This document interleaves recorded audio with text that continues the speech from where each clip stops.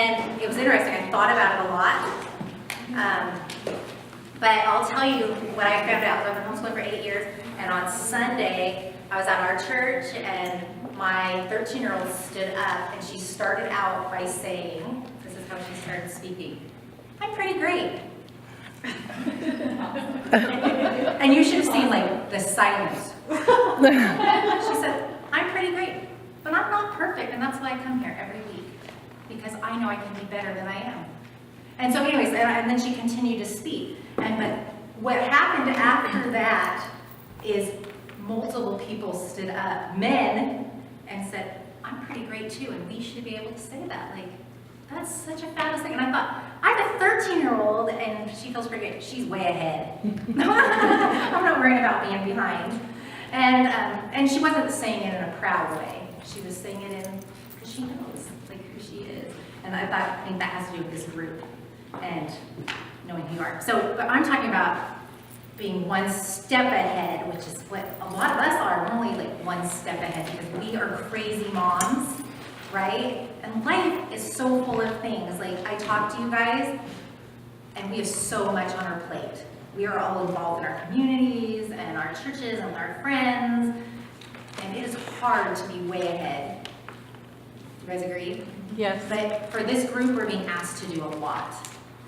And so as you go out this summer, like in an ideal world, we're all going to go this summer and we're going to create fabulous classes, and they're going to all be prepared. So when we come next week, we're not going to do anything except deliver these wonderful classes, right? Have any of you ever thought that? Like, this summer, I'm going to be so prepared that next year it's going to be a breeze to come in here. Like, all my classes are going to be totally done.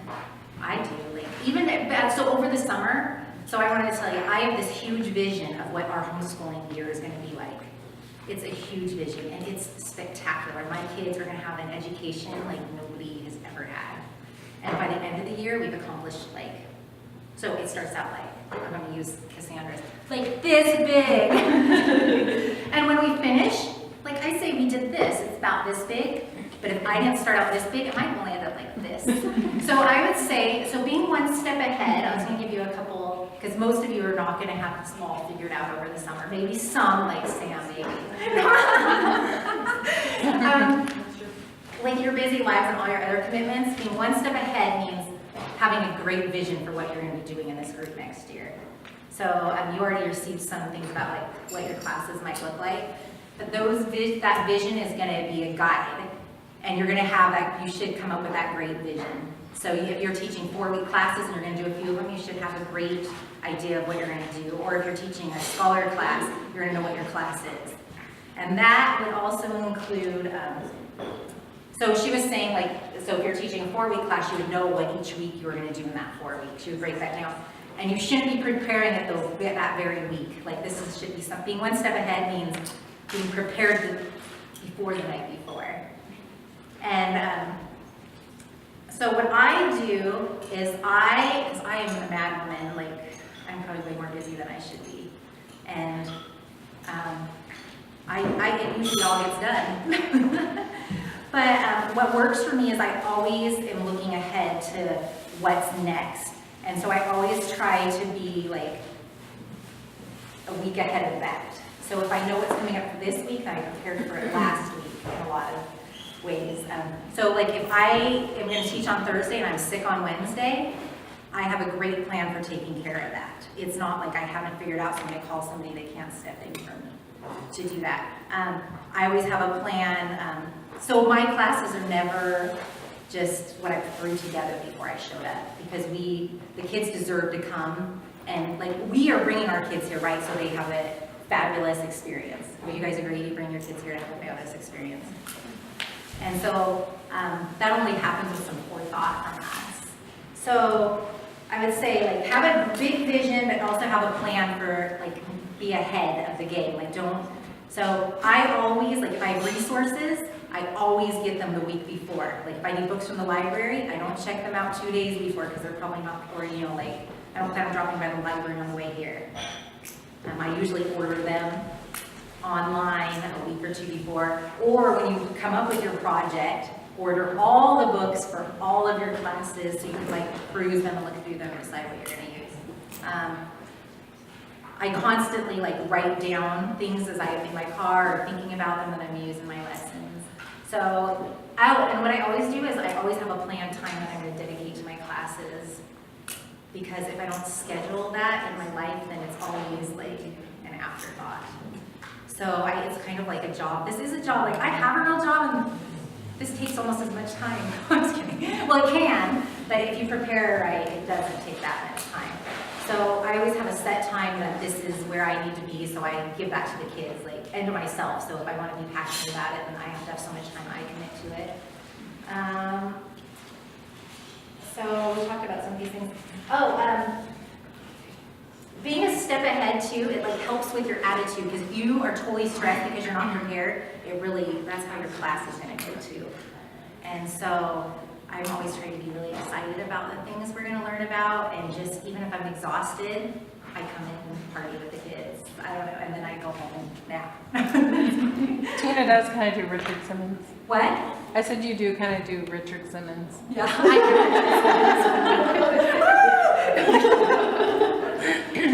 do. So one thing I want to talk about being a step ahead is have a plan for things that don't go right. Especially if you're teaching like the little kids. Oh my gosh, some of them are nuts. We're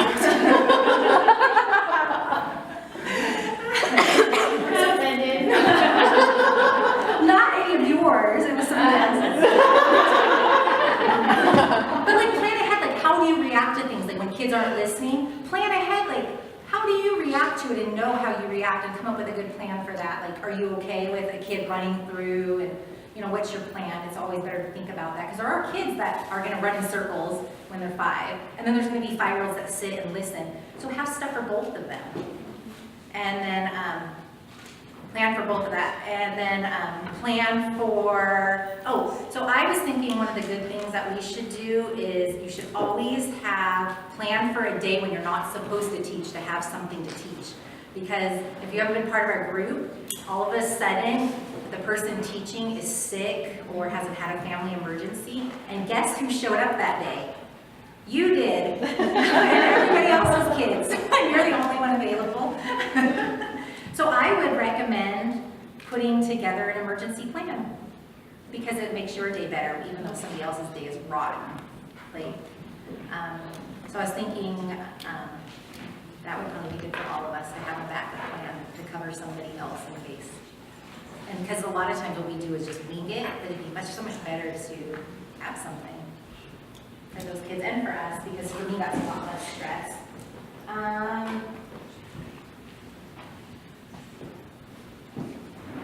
And then when you plan, like I love information, so I actually have to plan the kids having an experience too and sharing, like, because I would be a person who would be a teacher and I would just give you lots of information. I really would, because I love information. It's really great. So you almost have to just be a step ahead and think that you might not be teaching everything you came up with. It's a kind of an outline for it to get you through. Like, so you can add a lot to your outline, but really let the kids drive the class. So if you're reading books and they're just really into it, you might read more books than you thought that day, or you know, if the books aren't working, just have an alternate plan. Don't stick to exactly what you come up with. Be flexible, because this is supposed to be about the kids and their needs, and sometimes they come up with things that are incredible. I don't know, and you should be guided by that.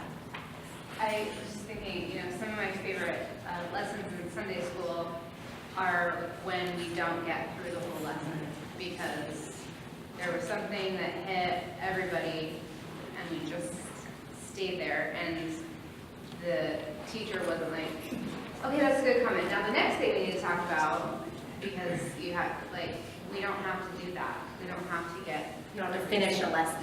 yeah. I do think that's interesting, because one thing about our group is there's no such thing as finishing. Like, we're all ahead. We're where we're at as long as we're moving forward. So I always think of that question. People always say, "What if your kids fall behind?" I'm like, behind what? That's why we homeschool. We don't Right.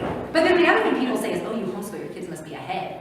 Ahead of what? Like, who are they going up against? I don't know.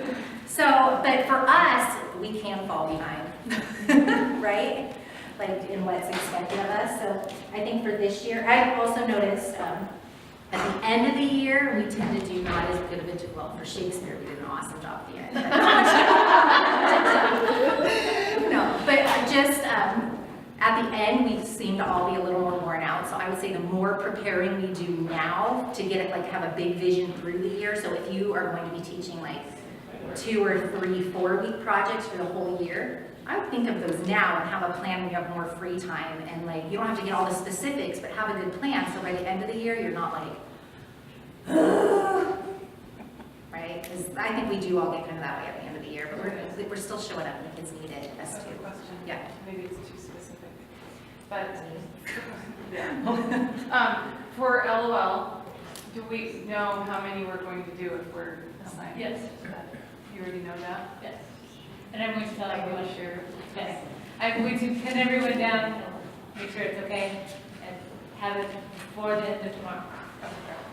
So I just wanted to close. I went to a bunch of seniors were graduating. We had a graduation party for them last night, and the seniors each got to get up and share some advice. And one of the seniors, and she's done very well, and she's been incredible, and she said, first of all, my first thing is I did way too many things in school. So I filled up every minute. I was in every club, and I did every sport and everything. She said it was absolutely exhausting. And she said, and the second thing I did was procrastinate when things were due. And she said, and it made my senior year horrible. She said it was so stressful. I mean, not horrible, but you know, she's like, parts of it horrible and stressful. So let's not do that to ourselves. Like, if we procrastinate, that's what the result is, right? Stress. So we really owe it to us to be like passionate about what we're teaching and be excited, but also be like on the ball and prepared to do that. And some of us, and being step ahead to some of us means being like a week ahead, and other people it means months ahead. So individually, that's okay. For like whatever works for you, whatever being ahead is a good place to be. So.